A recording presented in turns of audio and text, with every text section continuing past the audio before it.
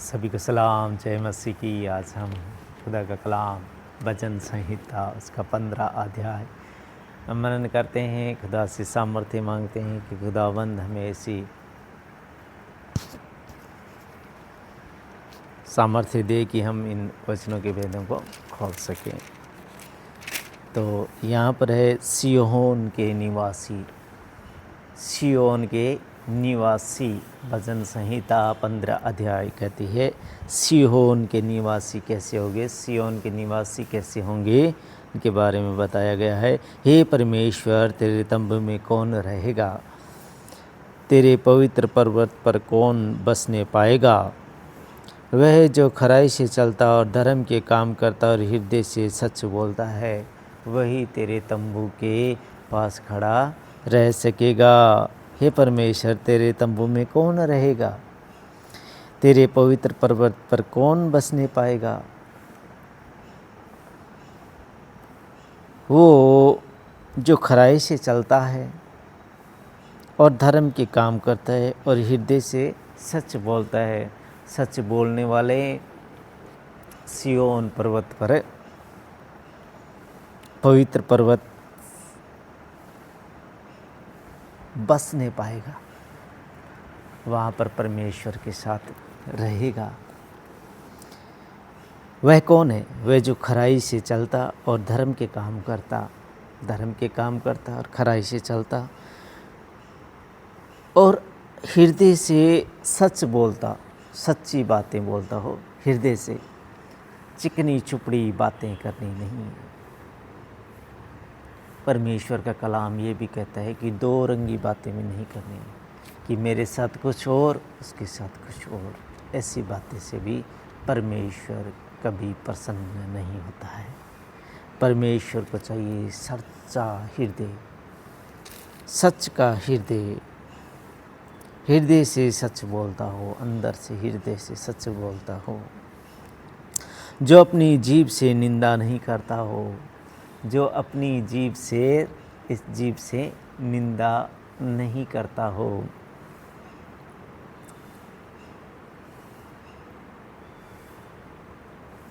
और न अपने मित्र की बुराई करता हो और न ही अपने मित्र की बुराई करता हो। बुराई भी करनी नहीं है अपने मित्र की, कि ये ऐसा है, वह ऐसा है, वह ऐसा है, वह ऐसा है। अपने मित्र की बुराई करनी नहीं है, परमेश्वर नहीं मानता। और न अपने पड़ोसी की निंदा सुनता, और न अपने पड़ोसी की निंदा सुनता है, और अपने पड़ोसी की भी निंदा कोई नहीं सुनता। वह उस पवित्र पर्वत पर बसने पाएगा परमेश्वर के साथ। वह जिसकी दृष्टि में निकम्मा मनुष्य तुच्छ है और जो यहोवा के डरावों का आदर करता है, जो शपथ खाकर बदलता नहीं, चाहे हानि भी उठानी पड़े। जो कसम खा ली कि ये सामान मैंने आपको दे दिया, उसके बाद में पलटना नहीं है, चाहे उसमें हमें नुकसान भी भोगना पड़े। जो बात हो गई हो गई, हाँ तो हाँ, चाहे उसके बाद में हमारे को लाखों रुपया हानि हो, बदलना नहीं है, पलटना नहीं है। ऐसा परमेश्वर नहीं चाहता है। जो शपथ खाकर बदलता नहीं, चाहे हानि भी पड़े, चाहे हानि उठानी पड़े। जो अपना रुपया ब्याज पर नहीं देता और निर्दोष की हानि करने के लिए घूस नहीं लेता। जो अपना रुपया ब्याज पर नहीं देता और निर्दोष की हानि करने के लिए घूस नहीं लेता। अपना रुपया ब्याज पर नहीं देता। अगर किसी को काम चलाने के लिए ऐसे ही दे दो, ब्याज पर ब्याज नहीं बटोरना है। ब्याज बटोरने के बारे में यहाँ परमेश्वर नहीं मानता है। और निर्दोष की हानि करने के लिए घूस नहीं लेता। निर्दोष की कि ले मैं तेरे को इतने रुपये देता हूँ, ये बंदे को ऐसा करना है तो ये निर्दोष है, लेकिन ये हमारे जीवन में कांटा बन के रखा है, हम आपको इतना पैसा देते हैं, आप इसे मिटा दीजिए। जो कोई ऐसी चाल चलता है वह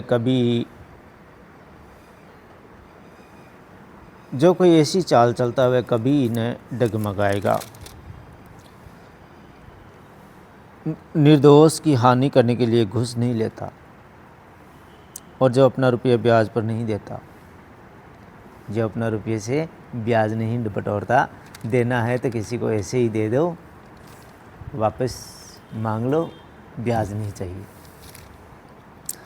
जो अपना रुपया ब्याज पर नहीं देता, निर्दोष की हानि करने के लिए घूस नहीं लेता, जो कोई ऐसी चाल चलता है वह कभी न डगमगाएगा, कभी भी नहीं डगमगाएगा।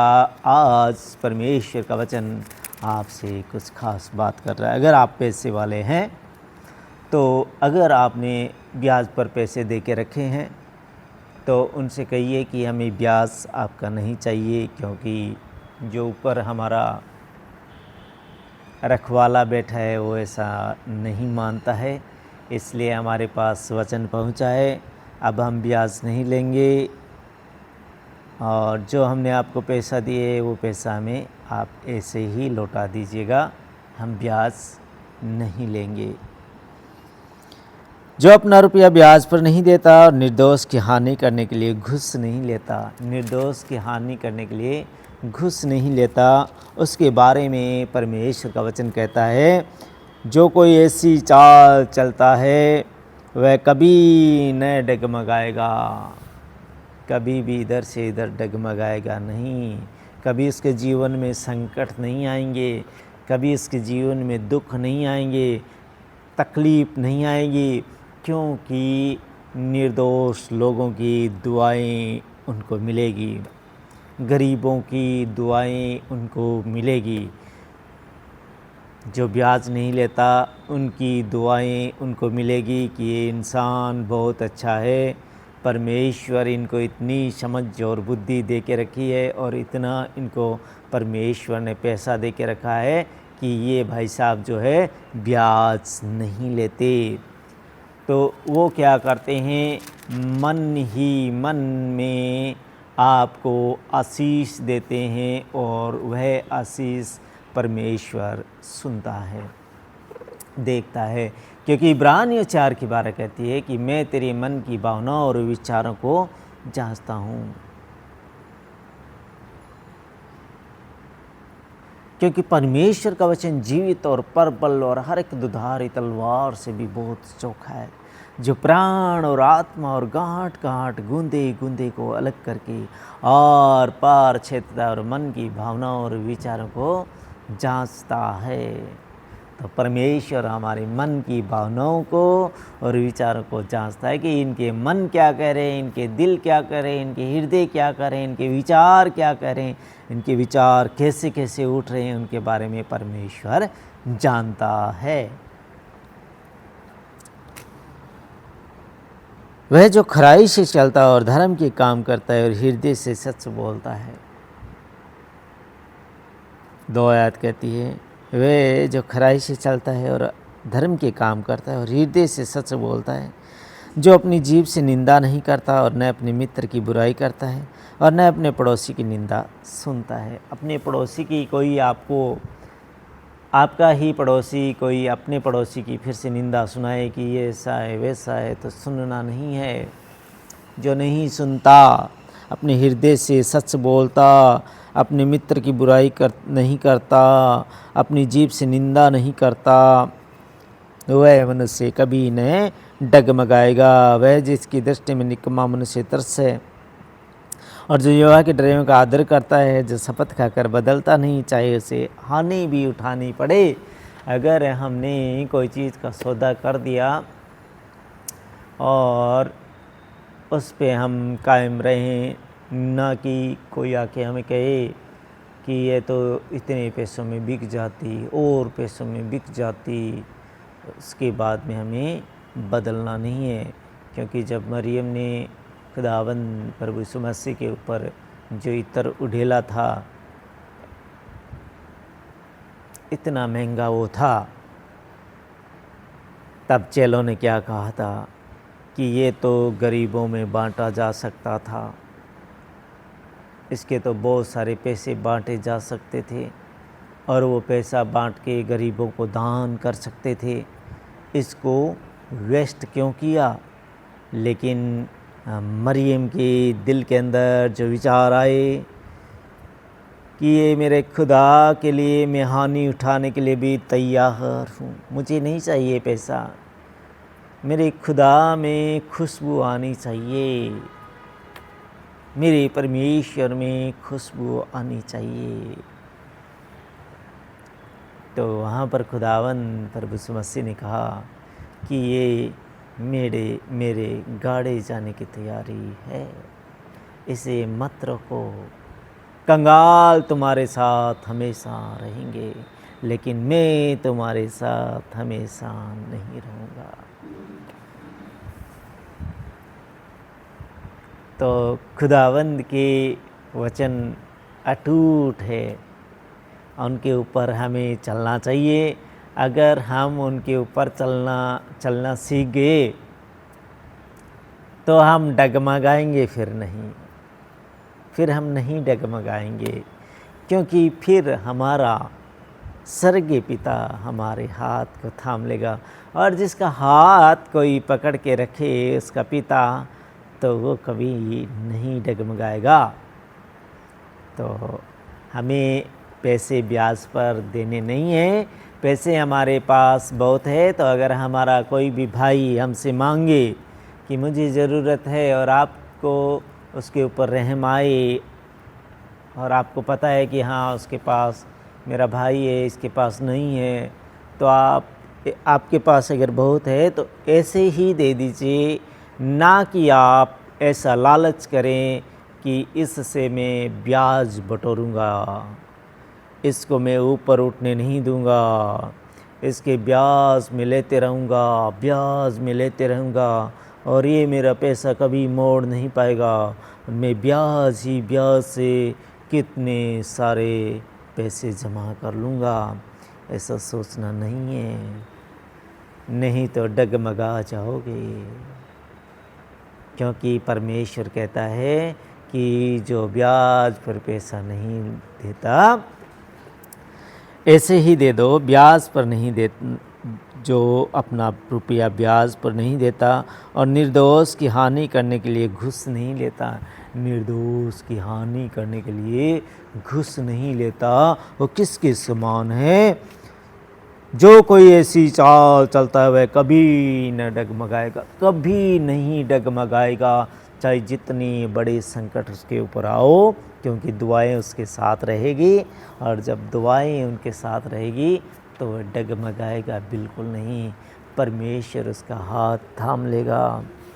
और भी आज खुदावंद ने हमारे साथ वचन से बहुत सारी बातें की है, और वो बातें हैं कि हमें चुगली करनी नहीं है, ना ही चुगली अपने पड़ोसी की सुननी है, सुनना भी नहीं है और करना भी नहीं है। यहाँ पर लिखा है, हे परमेश्वर तेरे तंबू में कौन रहेगा। कौन कौन रहने वाले हैं? जो ब्याज पर रुपया देने वाले हैं वो परमेश्वर के तंबू में यहाँ पर नहीं रहने वाले। हे परमेश्वर तेरे तंबू में कौन रहेगा, तेरे पवित्र पर्वत पर कौन बसने पाएगा।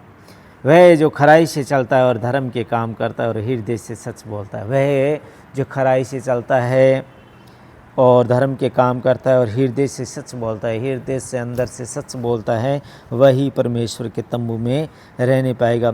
जो अपनी जीभ से निंदा नहीं करता, जो अपनी जीभ से निंदा नहीं करता और न अपने मित्र की बुराई करता है और न अपने पड़ोसी की निंदा सुनता है, न ही अपने मित्र की बुराई करता है और न ही अपने पड़ोसी की निंदा सुनता है।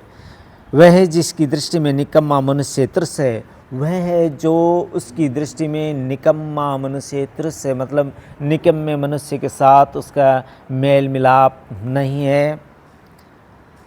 और जो यहोवा के डराइयों का आदर करता है, यहोवा के डराइयों का आदर करता है, जो अपने पासवान हैं, पादरी है, उनका आदर करता है, जो शपथ खाकर बदलता नहीं, चाहे उसे हानि भी उठानी पड़े। जो कसम खा ली उससे बदलता नहीं, चाहे उसे हानि भी उठानी पड़े, वे उस पर्वत पर रहने पाएंगे। सियोन के निवासी कौन है? यहाँ पर सियोन के निवासी ऐसे होने वाले हैं जिनको कभी भूख नहीं लगेगी, कभी प्यास नहीं लगेगी।